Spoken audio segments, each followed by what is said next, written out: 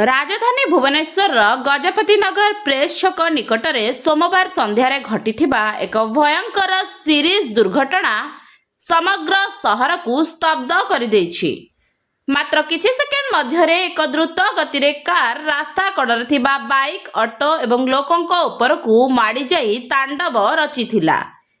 एही हृदय विदारक दुर्घटना रे जणे आईएएस अधिकारी स्वामी समेत 3 जनक मृत्यु घटिथिबा बेले अनेक लोक गुरुतर आहत होइछन्ति। सूचना अनुसार सोमवार राति प्राय 8टा बेले ओडी 35 के 3399 नंबर विशिष्ट एक कार प्रेस छक पटु रेलवे स्टाडियम आड़कू अत्यधिक बेगरे जाउथिला। सही समय रे न्यू सरकारी कॉलोनी फाटक निकटरे थिबा एक चा दुकान रे 10 रु अधिक लोक चा पीवा सह आलोचना रे व्यस्त थिले। केही भाबी नथिले जे मात्र किछि मुहूर्त मध्यरे सही स्थान मृत्युर मंच पालटि जीव।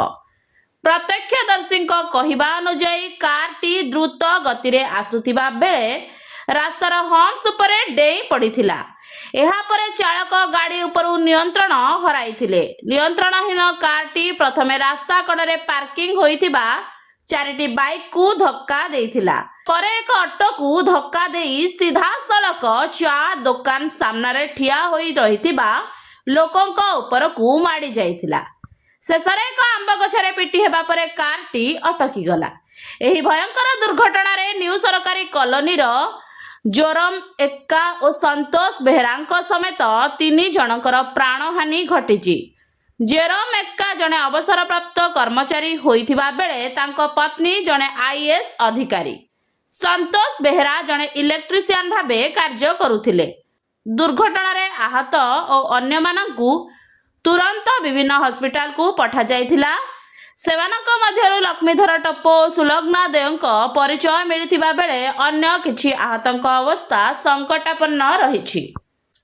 दुर्घटना परे फेरार थिबा कार चालक अनिल गौड़ परे पुलिस निकट में आत्मसमर्पण करथिले। गंजाम जिलार गांगपुर अंचलर बासिंदा अनिल तांको बयान रे कहिसंती जे हठात तांकर जोर रे काश हेबारु से गाड़ी उपरु नियंत्रण हराइथिले।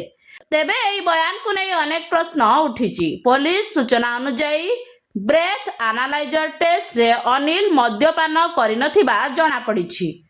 घटना परे एम्बुलेंस और पीसीआर कर्मचारी माने देवदूत साजी आहतंकु उद्धार करथिले।